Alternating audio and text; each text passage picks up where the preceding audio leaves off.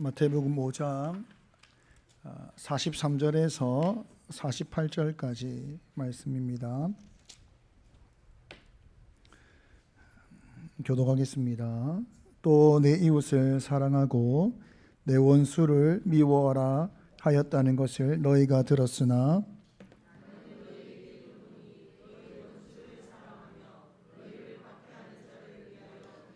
이같이 한즉 하늘에 계신 너희 아버지의 아들이 되리니 이는 하나님이 그 해를 악인과 선인에게 비추시며 비를 의로운 자와 불의한 자에게 내려주심이라.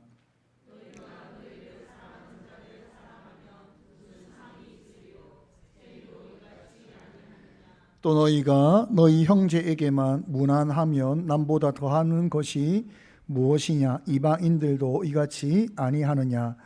그러므로 하늘에 계신 너희 아버지의 온전하심과 같이 너희도 온전하라. 아멘. 올해 들어오면서 매월 넷째 주가 되면 우리가 믿는 복음에 대해서 우리가 나누자. 복음의 중심이 되는 그리스도, 그분이 어떤 분이신가를 나누자라고 하였습니다. 그래서 처음 두 번은 예수님이 왜 유대인으로 오셨는가에 대해서 우리가 나누었고, 그 다음 시간에는 그분은 하나님의 아들이다, 그분은 신이다 라는 것으로 우리가 나누었고, 그 다음에는 희생 제물로 오셨다 라고 나누었고, 그리고 우리가 선생이신 예수님에 대해서 나누었지요. 그리고 5월 달에는 나누지 못했습니다. 5월 달에는 가정의 달이라고 하여서 이 주제를 다루지 않고, 지금 지난주에는 이 주제의 내용을 다루어야 되는데 제가 영적 분별력을 먼저 하고 싶어서 그 말씀을 나누었고, 오늘 선생이신 예수님에 대해서 두 번째 시간으로 말씀을 나누려고 합니다. 두 달이 지나서 기억이 가물가물 할 거라고 생각을 합니다. 왜 많은 세상에 선생이 있는데 왜 예수님을 우리가 믿어야 되는가, 그 말씀을 따라야 되는가에 대해서 우리가 나누었지요. 그분은 인간을 설계하신 분이십니다. 인간의 설계자가 되십니다. 그 어떤 선생도 인간의 존재에 대한 설명을 하지 않습니다. 예수님은 하십니다. 그리고 어떻게 사는 것이 인간답게 사는 것인가를 예수님이 가장 잘 아십니다. 그분은 설계자이시기 때문입니다. 그분은 인간으로 오셔서 가장 완전한 인간의 삶이 무엇인지를 가르치시고 몸소 본으로 보이신 것입니다. 그러므로 인간의 유일한 본은 예수님이 되는 것입니다. 완전한 인간이신 예수님, 그분의 가르치심과 그분의 삶이 가장 인간다운 온전한 인간으로 사는 삶, 그 삶이 되는 것입니다.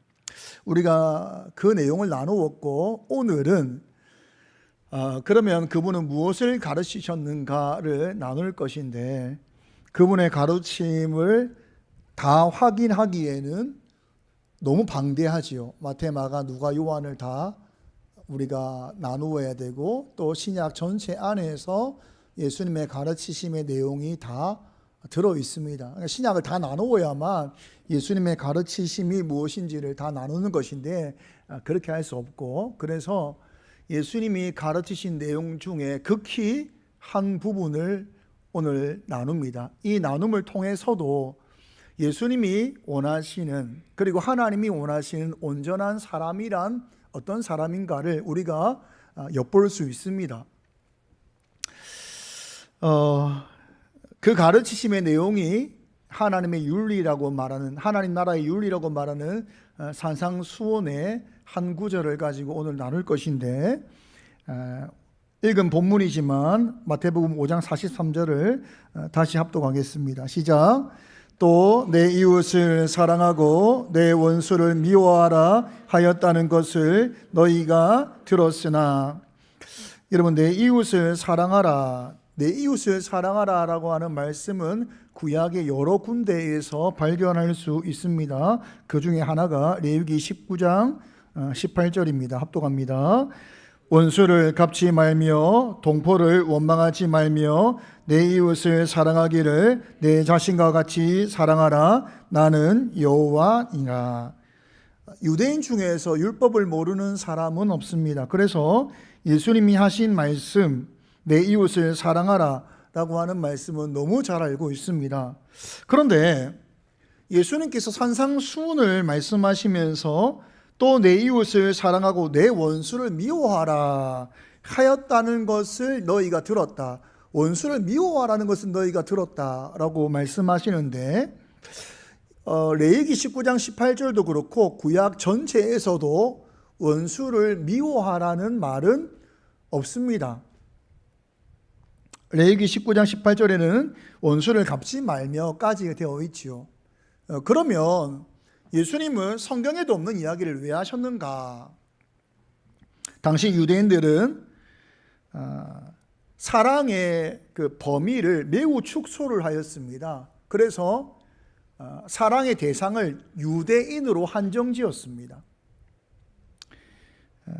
유대인 동포, 유대인만이 이웃이 되는 것입니다. 로마인이나 함께 살고 있는 사마리아인은 또 세리나 창기나 죄인이라 분류되는 사람들은 원수로 규정하였습니다.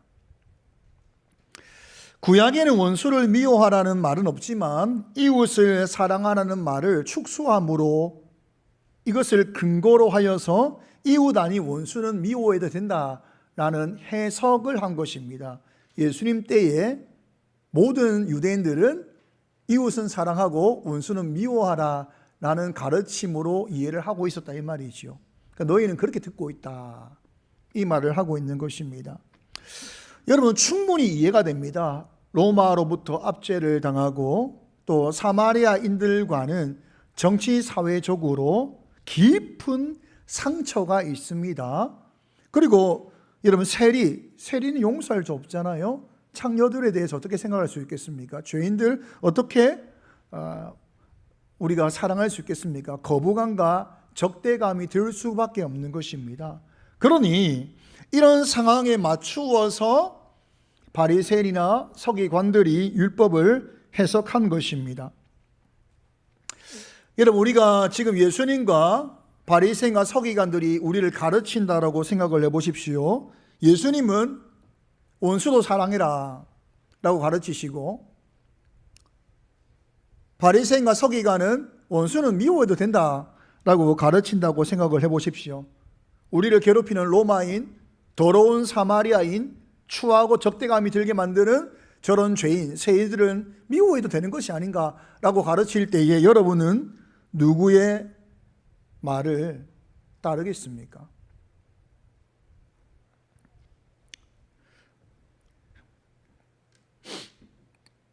다 사랑해야 돼. 원수까지도 사랑해야 돼.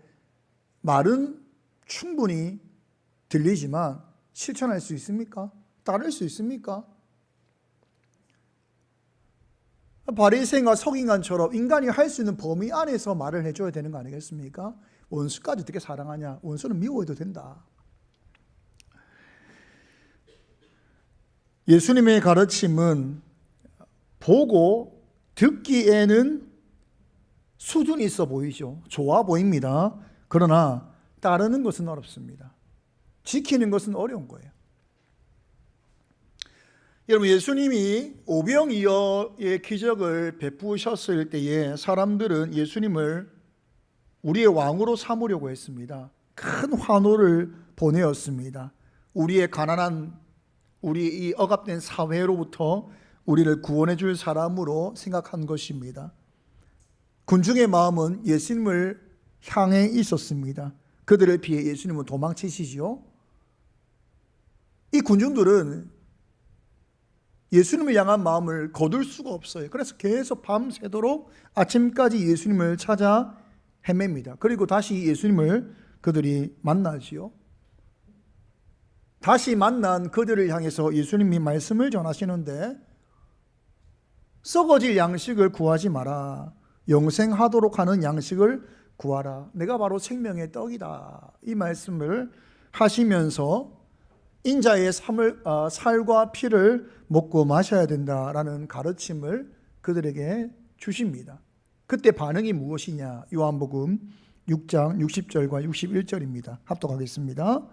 제자 중 여럿이 듣고 말하되 이 말씀은 어렵도다. 누가 들을 수 있느냐 한데 예수께서 스스로 제자들이 이 말씀에 대하여 수군거리는 줄 아시고 이르시되 이 말이 너희에게 걸림이 되느냐. 여기서 제자란 12제자 외에도 예수님을 따르는 많은 제자가 있었다는 것입니다. 그들은 밤새도록 예수님을 왕으로 삼으려고 찾아 헤맬 만큼 예수님을 향한 마음이 가득했습니다. 그러나 밤새도록 찾아 헤맸던 그 열정과 가득한 마음을 가지고 예수님을 만났으나 예수님의 말씀을 듣고 이 말씀은 어렵도다. 마음에 걸림돌이 되었다. 밤새도록 쉬지 않고 찾을 정도의 열정과 마음이 있었는데 예수님의 그 짧은 말씀을 듣고 마음이 어려워졌다는 것입니다. 내가 예수를 따르는 것이 내 인생의 문제를 해결하고 먹는 것을 해결하고 억압을 해결하고 이런 것인 줄 알았는데 다시 예수님의 가르침을 듣고 보니 그것이 아니구나 라는 것을 깨달은 것입니다. 나의 욕망의 문제가 해결될 줄 알았다는 거예요. 나의 욕망을 채워줄 왕인 줄 알았다는 거예요. 아닌 줄 알았다 이 말이죠. 아닌 줄 알았다. 아니구나. 내가 생각한 그 왕은 아니구나. 그때 그들의 모습이 6장 66절입니다. 합독하겠습니다. 그때부터 그의 제자 중에서 많은 사람이 떠나가고 다시 그와 함께 다니지 아니하더라. 오병이어 사건을 통해서 수많은 사람이 모여들잖아요. 여러분 오병이어 때 몇 명이 모였죠? 남자 어른만 5,000명. 최소 2만 명에서 2만 5천 명을 보고 있다 이 말이에요. 그 많은 사람이 예수님을 따를 정도로 오병이어 때가 절정이었습니다. 그러나 예수님의 가르침을 듣고 나서 마음에 큰 걸림돌이 생겨난 것입니다. 그리고 그들은 떠났고 다시는 예수님을 따르지 않았습니다. 예수님이 떠나가는 그림을 보여주세요. 떠나가는 사람들을 보면서 12제자에게 물으십니다. 너희도 가려느냐? 너희도 가려느냐? 베드로가 말합니다. 주여, 영생의 말씀이 주께 있사오니 우리가 누구에게로 가오리까? 우리가 주는 하나님의 거룩하신 자이신 줄 믿고 알았사옵나이다. 여러분 교회에 나오고 예수를 알고 성경을 배우고 그 결과 예수의 제자로 평생을 살아가는 사람이 있고 내가 원하는 것을 이루어주는 예수인 줄 알았으나 아닌 것을 깨닫고 실족하여 떠나는 많은 무리가 있다는 것입니다. 그들은 돌아오지 않습니다. 요한복음 6장에 이 오병이어 사건과 예수님이 참된 복음의 말씀을 영생에 관한 말씀을 전할 때에 그 떠난 사람들의 이야기와 그리고 마태복음 5장부터 7장까지 말하고 있는 하나님 나라의 윤리에 관한 이야기를 우리가 들어보면 교회는 세상적 기준으로 볼 때에 양적 성장을 목적으로 삼을 수 없다는 것을 알 수 있습니다. 여러분 교회는 기업이 아닙니다. 교회는 숫자를 늘리기 위해서 마케팅하는 곳이 아닙니다. 저는 언젠가 교회 전도지를 만들어야 할 때가 오면 어떻게 만들까를 수년 동안 고민을 하고 있습니다. 저는 초등학교 3학년 때부터 교회의 전도지를 한 500장씩 가방에 집어넣고 길거리에서 전도하고 버스 정류장에서 혼자서 3-4시간을 전도했던 적이 있습니다. 3학년 때부터. 그때 그 버스 정류장에 꽃집이 있었는데 고신츠, 전 합동측입니다. 고신츠 엄궁교회라고 하는 그 교회 장로님이었습니다. 그분이 제 모습을 보고 참 신기해하면서 칭찬했던 기억이 있습니다. 여러분, 전도지마다 내용과 함께 그 당시 때는 교회의 그 도장을 찍었어요. 교회의 전도지를 만들지 못하니까 나와 있는 전도지를 사서 거기에 이제 교회 도장, 교회 이름과 주소가 나온 도장을 찍어서 우리가 나누어 주던 시절이었는데, 어릴 적에도 복음을 좀 더 순수하게 전하고 싶다라는 그런 마음이 있었습니다. 저는 전도지를 만들면 이러면 어떨까라는 생각을 한 적이 있어요. 전도지 안에 복음의 내용이 있고 교회 이름과 주소가 아니라 가까운 교회에 가시기 바랍니다. 예수님은 당신을 지금 기다리고 있습니다. 여러분, 전도지라면 어디에든지 복음을 전할 수 있는 도구가 되어야 되지, 교회를 홍보하는 지역에 한정된 전도지가 되어서는 안 되는 거 아니겠습니까? 물론 제 생각입니다. 여러분 동의 안 하셔도 됩니다. 이거 옳다는 말이 아니에요. 제 말은 교회 이름을 넣는 것이 나쁘다라고 말하는 것이 아닙니다. 근데 어느 순간 우리는 하나님 나라의 복음이 어느 교회에서든지 누구라도 교회에 가서 이 복음을 듣기를 바라는 마음보다는 나의 교회가 성장하기 위한 마케팅과 기업화되어 있는 모습이 아닌가라는 생각이 든다는 거예요. 우리 교회 오세요. 많은 교회가 다른 교회 성도를 빼오는 것을 아무렇지 않게 여기고, 많은 교회가 교회를 자랑해야 되는데 자기 교회를 자랑하고 있어요. 하나님 나라의 복음을 기뻐해야 되는데 자기 교회 복음인 것처럼 기뻐한다 이 말이죠. 과연 옳은 것인가? 우리는 너무 교회의 성장에 목말라 있는 것이 아닌가. 성장을 하나님 나라의 역사로 착각하고 있는 것은 아닌가 생각해 보아야 됩니다. 여러분, 복음의 주인공이신 예수님의 말씀을 듣고도 그분의 기적과 이적을 본 사람들이, 오병이의 기적을 방금 경험한 사람들이, 예수님을 향한 열망이 가득한 밤새도록 찾은 그 사람들이 말씀을 듣고 떠났습니다. 떠났어요. 참된 복음을 듣고는 떠났습니다. 그러나 예수님 말씀을 그대로 전하셨습니다. 떠날 줄 몰랐을까요? 아니요. 그러나 말씀을 가감없이 복음 그대로 전하신 것입니다. 여러분, 데살로니가 교회가 짧은 기간 동안 바울이 복음을 전한 교회입니다. 그럼에도 불구하고 믿음 있는 교회였는데, 여러분, 이 짧은 복음을 전하는 그 시간 속에서도 바울은 예수를 믿는 것은 고난이라고 설교했다는 거예요. 우리 초신자한테 고난을 설명하지 않아요. 모든 종교는 고난을 설명하지 않죠. 믿으면 잘 된다고 말하죠. 그러나 참된 복음은 복음에 참여하는 순간 고난의 시작입니다. 바울은 그 짧은 초신자 개척된 교회에 복음을 전할 때도 고난을 설명했다는 거예요. 성장이 목적이면 어떻게 되겠습니까? 전하지 못합니다.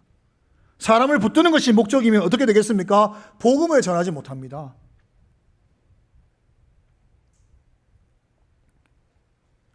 고난보다 축복을 이야기하고 모든 문제가 해결된다고 이야기할 것입니다. 그러나 예수님도 바울도 그렇게 하나님 나라를 전한 적이 없습니다. 복음을 복음되게 전했다는 거예요. 여러분, 성경은 복음을 통해서 참된 제자를 만들어야 된다라고 말씀하고 있습니다. 그래서 무엇보다 바른 말씀의 선포가 있어야 되는 것입니다. 그리고 모든 성도는 그 말씀의 그 진리에 순종함으로 살아가는 참된 제자의 삶을 살아가야 되는 것입니다. 그것이 교회의 존재 목적이 되는 것입니다. 제가 목회자로서 가진 바람은 여기 계신 모든 분들이 예수님을 믿어 구원의 확신을 가지고 참된 예수의 제자로 사는 것이지, 성장은 저에게 목적이 되지 못합니다. 여러분, 참된 제자로 사는 것이 목적이 되어야 되는 것입니다. 다시 본문으로 돌아가서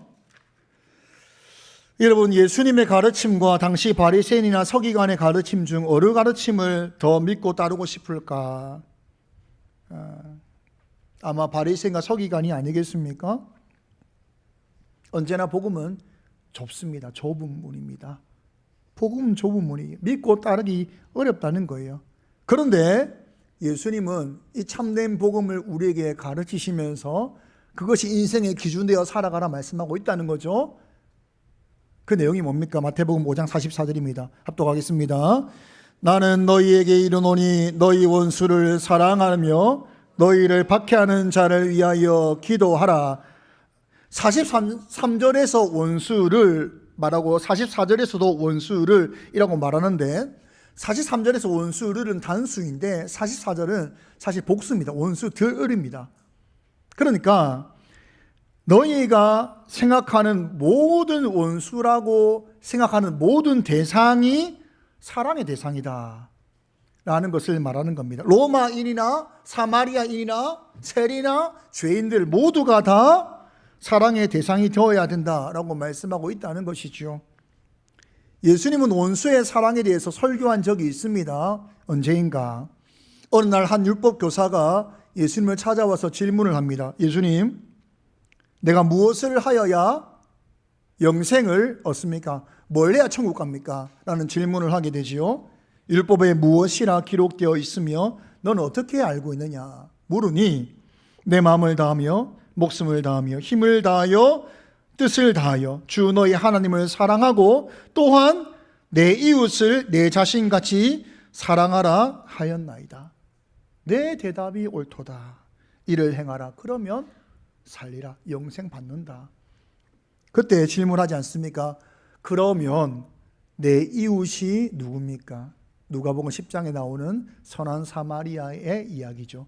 잘 알고 있습니다. 그때 예수님께서 이웃이 누구냐는 질문 가운데 말씀을 전하십니다. 어떤 사람이 예루살렘에서 여리고로 내려가고 있는데 강도를 만났다.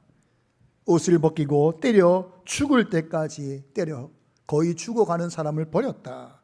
마침 한 제사장이 그 길로 내려가다가 그를 보고 피하여 지나가고 또 이와 같이 한 레위인도 그곳에 이르러 그를 보고 피하여 지나가되 어떤 사마리아 사람은 여행하는 중 거기 이르러 그를 보고 불쌍히 여겨 가까이 가서 기름과 포도주를 그 상처에 붓고 싸매고 자기 짐승에 태워 주막에 데리고 가서 돌보았다. 그리고 이튿날 그가 주막 주인에게 데나리온 둘을 그에게 주며 이르되 이 사람을 돌보아 주라. 비용이 더 들면 내가 돌아올 때 갚아주겠다. 물으십니다. 이 세 사람 중에 누가 강도 만난 자의 이웃이냐? 율법교사가 말을 하지요. 자비를 베푼 자입니다. 예수님 말씀하십니다. 가서 너도 이와 같이 하라. 영생을 얻는 자란 이와 같이 하라. 여러분, 이 질문을 곰곰이 생각해 보십시오. 영생이 뭐냐 물었는데 율법에 뭐라고 말하느냐? 하나님도 사랑하고 이웃도 사랑하는 것입니다. 그래, 그거 맞다. 그렇게 하면 영생이야. 근데 이웃이 누굽니까? 근데 예수님은 그 주인공으로 누구를 등장시키냐면 사마리아인을 등장시켰다는 거예요. 이게 엄청난 충격적인 것입니다. 우리는 나와 같은 편에 있는 사람이 선을 행하면 기분이 좋죠. 내 편에 있는 사람이 좋은 일을 하면 내가 꼭 그 사람이 된 것처럼 기분이 좋습니다. 뉴스를 보는데 강도 만난 자의 생명을 살린 한 청년의 이야기가 나오는데 알고 보니 그가 기독교인인 거예요. 평소에 교회에서 그의 가르침을 받았다는 거예요. 그게 뉴스에 흘러나왔습니다. 기분 좋습니까? 안 좋습니까? 기분 엄청 좋습니다. 그래, 교인은 그래야지, 성도는 그래야지. 그게 어디야? 아, 그 목회자 잘 가르쳤네. 기분이 좋아요. 내가 하지 않았지만 내 편에 있는 사람이 그런 선한 일을 했다는 것 자체가 우리로 하여금 좋은 기분을 가지게 하는 것입니다. 그런데 뉴스에서 다른 이야기가 흘러나옵니다. 강도 만난 사람이 있는데 세 사람이 지나갔습니다. 첫 번째 사람은 그 교회 목회자였습니다. 목사였습니다. 근데 그 사람이 수요 기도의 인도가 바빠서 가는 중 제대로 보지 못하고 갔다고 합니다. 두 번째 사람은 그 교회 장로였습니다. 그날 그 교회 장로님이 대표 기도라 기도를 묵상하며 가느라 그 사람이 그 정도 심각하게 다친 줄 모르고 그래 갔다고 합니다.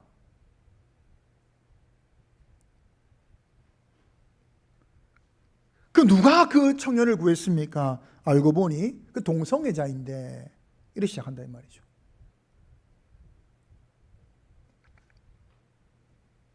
그 동성애자가 이 청년을 구했습니다. 그냥 구한 게 아니라 자기도 위험할 수 있는데 정말 목숨을 다해 구했고 자기의 모든 사비를 들여서 치료까지 해주었습니다. 그 예수님 설교가 이렇단 말이에요 지금. 기분 어떻습니까?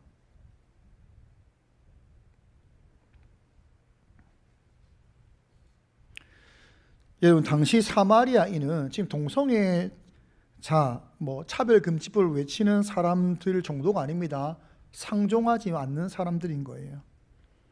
다르게 말하면 우크라이나인에게 러시아를 사랑하라 말하는 거예요 지금 예수님께서. 유대인에게 탈레반을 사랑하라 말하고 있다 이 말이에요 지금. 내 민족을 죽인 사람을 상종할 수 없는 사람을 향해서 사랑을 하라 라고 말을 하고 있다 이 말이에요.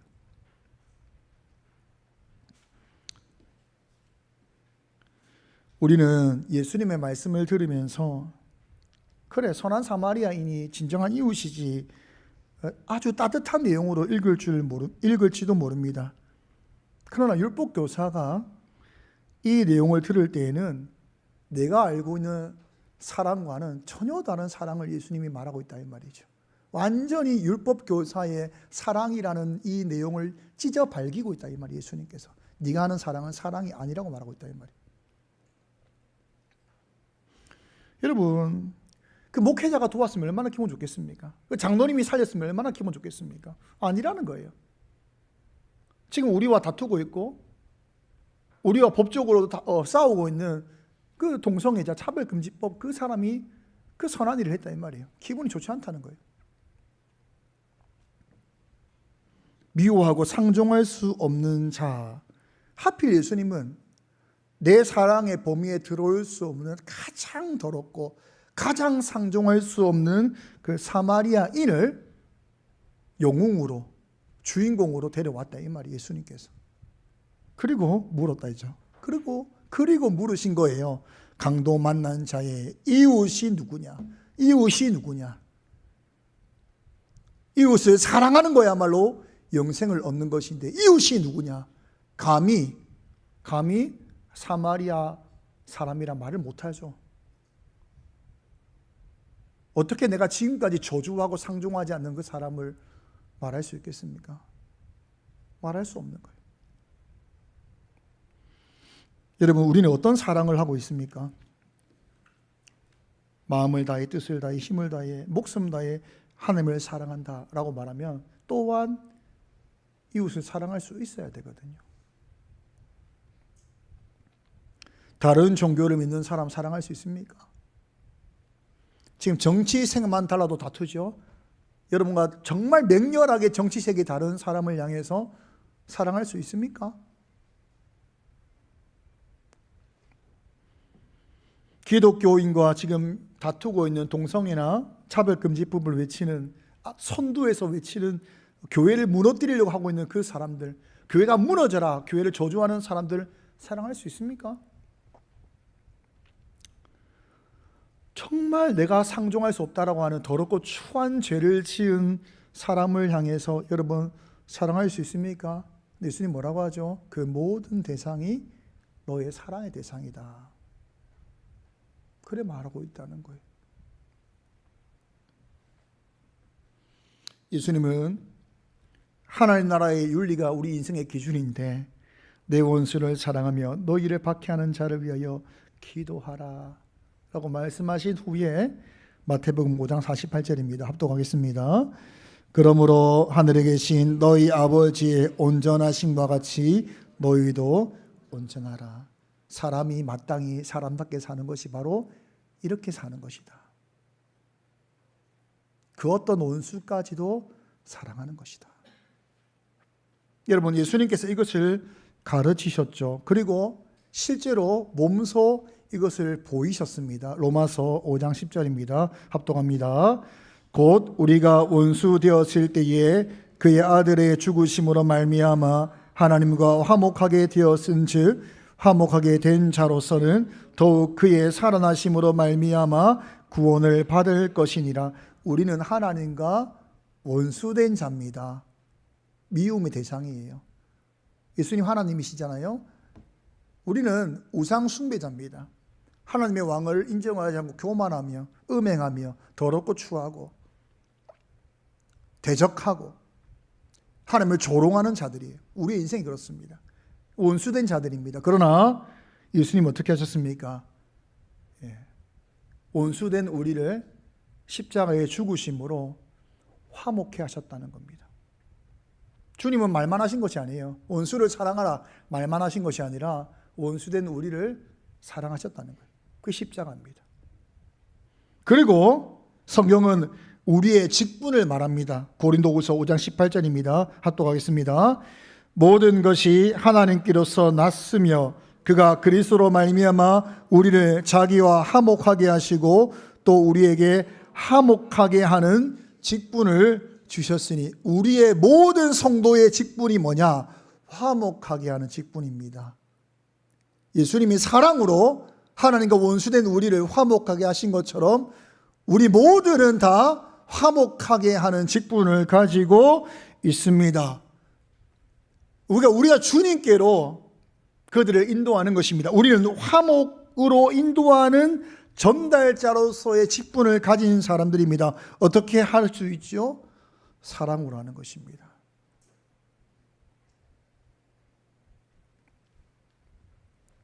어떤 사랑이냐? 원수들까지도 사랑하는 그 사랑을 통해서 그 사람들을 하나님과 화목하게 하는 자로 우리는 직분을 가진 사람들입니다. 교회 성장에 목말랄 필요가 없어요. 내가 정말 화목해 하는 자로 살고 있는가? 나를 통해서 하나님과 원수된 자들이 하나님과 화목한 삶으로 구원받은 자로 살고 있는가? 내가 그들을 사랑하고 있는가? 내가 원수라 여기는 상종하지 않는 자들을 향해 내가 사랑을 하고 있는가? 여러분, 구원받은 자들은 바로 화목하게 하는 자로서의 직분을 맡은 자입니다. 맡기셨다. 사랑하지 않고 교회가 성장하면 교회입니까? 내 삶 안에서 그리스도의 어떠하심이 나타나지 않고 교회가 건물도 화려하고 프로그램도 많고 마케팅을 너무 잘해서 그 안에 과연 이웃 사랑 없는, 원수 사랑 없는 그 안에 영생을 말할 수 있을 거냐 이 말이죠. 우리가 잘 알고 있는 네덜란드의 코리덴 붐이라고 하는 여인의 이야기 들어보신 분이 있을 거라고 생각합니다. 네덜란드 사람으로서 그 가족이 신실한 기독교인이었습니다. 이 가족의 신앙 원칙이 있는데 하나님이 보내신 사람이면 우리는 모두를 다 환영한다라는 것이 신앙의 원칙이었습니다. 그래서 독일의 나치 시대에 유대인들이 그 집에 방문하면 어떤 이유를 다 불사하고 다 받아주었습니다. 그래서 이 코리덴붐이라는 그 가족을 통해서 800명 정도의 유대인들이 목숨을 건졌다라고 나와 있습니다. 그러나 어떤 밀고자를 통해서 그 집이 급습을 당하게 되고 유대인들을 숨겨주었다는 이유로 온 가족이 체포됩니다. 감옥 생활이 힘들었던 것 같아요. 아버지는 열흘 만에 감옥에서 죽게 되고 살아남은 가족들에게 독일군이 질문을 합니다. 다시는 유대인을 돕지 않겠다라고 말하면 풀어주겠다라고 말을 하니, 오늘 집에 돌아간다면 내 문을 두드리는 누구에게든지 나는 다시 문을 열겠다. 그러니까 풀어주지 않지요. 그 코리덴 붐과 그 언니가 여성 수용소로 가게 됩니다. 거기서도 복음을 전해요. 거기서도 복음을 전해요. 모진 고난을 당하고 고통을 당하는 중에 언니 베시가 그 감옥에서 죽게 됩니다. 그리고 얼마 지나지 않아서 코리덴 붐이 석방이 되는데 행정착오였습니다. 행정착오로 코리덴 붐은 석방되게 되고, 석방된 이후에 그 감옥에 있던 코리덴 붐의 모든 또래의 여성들은 다 죽임을 당해요.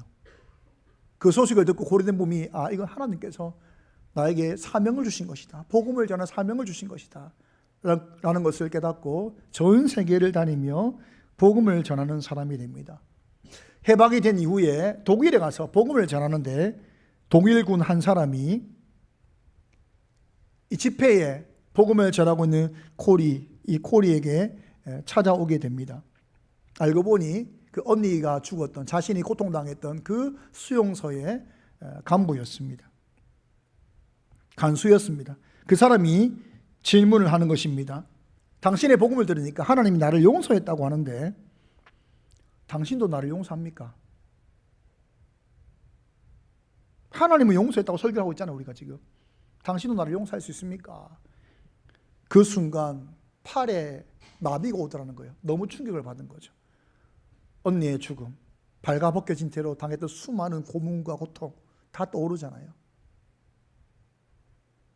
나는 지금 복음을 전하고 있는데 그 원수된 사람이 당신은 나를 용서할 수 있냐? 당신의 복음은 하나님은 사랑하신다고 하는데, 하나님은 나를 용서한다고 하는데 당신은 나를 용서할 수 있는가? 이 질문 앞에 그 내적인 큰 싸움이 일어나는 것입니다. 그때 코리가 기도를 합니다. 하나님, 저는 이 사람을 용서할 힘이 없습니다. 용서할 힘을 주십시오. 간절히 기도했다는 거죠. 그때 마비되었던 팔이 풀리면서 그 사람의 손을 잡아 그를 용서했다라고 합니다. 여러분, 성경이 말하는 하나님 나라의 윤리의 기준은 우리의 힘으로 못 삽니다.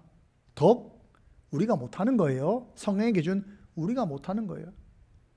말씀을 통해 우리의 기도와 성령의 도우심으로 살아갈 수 있다는 거예요. 근데 그렇게 살지 않으면 우리는 우리에게 맡겨진, 충성할 거라 믿고 맡겨진 화목해 하는 자의 직분을 감당할 수 없습니다. 우리를 통해서 예수가 전달되지 못해요. 우리를 통해서 복음이 전달되지 못해요. 예수를 믿으세요가 복음이 아니라 원수를 사랑하는 것이 복음이라는 거예요. 여러분, 우리에게 주어진 이 생명의 복음, 누군가는 이 복음을 듣고 떠납니다. 예수님이 말씀을 전할 그때에도 수많은 사람들이, 지금까지 예수를 따랐던 제자들이라고 말했던 그 수많은 사람들이 떠났고 돌아오지 않았습니다. 이 복음은 좁은 길이죠. 그러나 우리에게 맡겨진 이 복음은 영생하는 길이요, 이 땅에서 정말 생명의 복을 누리는 길인 것입니다. 우리에게 맡겨진 우리의 삶, 예수님께서 선생으로 가르치시고 몸소 원수를 사랑한 그 십자가의 삶을 보이신 그 삶, 그렇게 함으로 하나님과 사람을 화목하게 하셨고, 그리고 우리도 화목해 하라. 우리에게 주어진 우리의 사명인 것입니다. 말씀을 들으면서 어려움이 있을 거라고 생각합니다. 저도 아직 미워하는 사람이 한 명 딱 있거든요. 제가 설교하면서 반성하면서 다음에 그 사람 만나면 손을 내밀이라, 이런 마음의 각오와 기도를 하였습니다.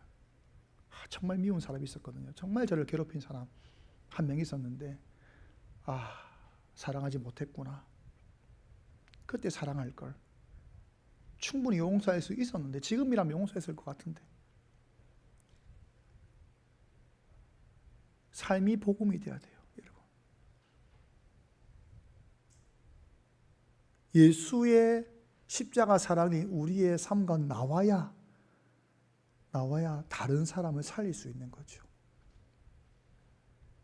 이 복음이 하나님께서 우리의 삶을 통해서 이루어 가실 줄을 믿고, 여러분, 우리 힘으로 안 됩니다. 말씀 안에 기도와 성령의 은혜로 살아갈 수 있기를 간절히 소망합니다. 찬양하겠습니다. 오늘 이곳에 계신 성령님, 찬양하겠습니다.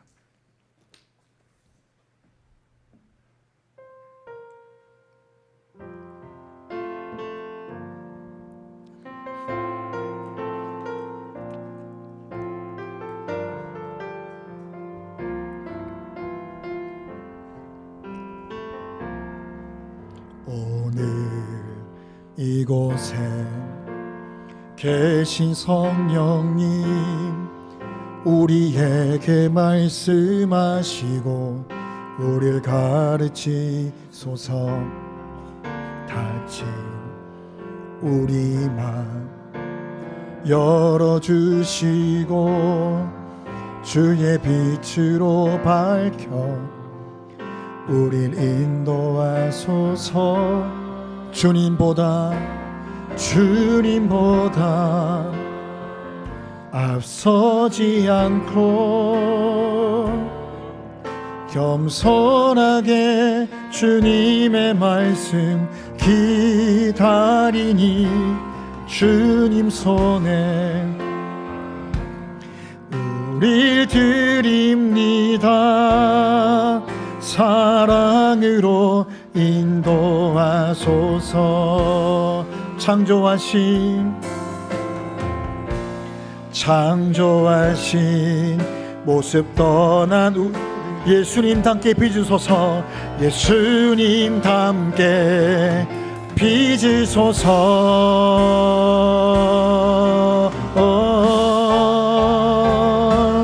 주님보다 앞서지 않고 겸손하게 주님의 말씀 기다리니 주님 손에 우릴 드립니다. 사랑으로 인도하소서. 주님보다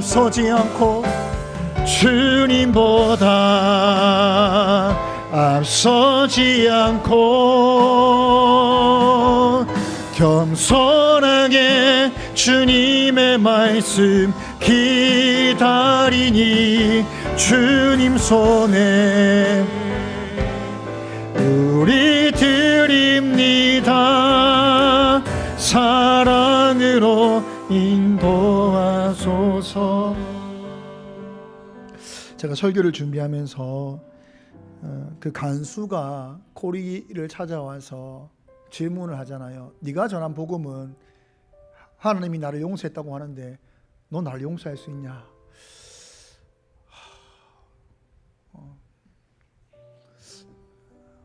저도 용서하지 않았더라고요. 설교는 용서하라고 설교했는데, 설교는 감사라고 했는데 감사하지 않았더라고요. 근데 복음은 말에 있지 않잖아요. 무엇이 왜 안 될까? 우리는 자꾸 교회의 어떤 모습을, 건물이나 화려함이나 사람이 많아지는 거나 이런 현상을 보려고 합니다. 아니요, 내 안을 봐야죠. 내 안을, 내 삶을 봐야 되는 거죠. 내가 그리스도인으로 살고 있는가? 예수 삶을 나가고 있는가? 예수의 삶이 내 삶 가운데 이루어지고 있는가? 그걸 봐야 되는 거죠. 이 시간 우리가 기도하면서 하나님께서 나에게 질문할 때에 네가 들은 것을 네가 그렇게 살고 있는가? 하나님이 용서하는데 너는 정말 용서할 수 있는가? 저의 힘으로 할 수 없습니다.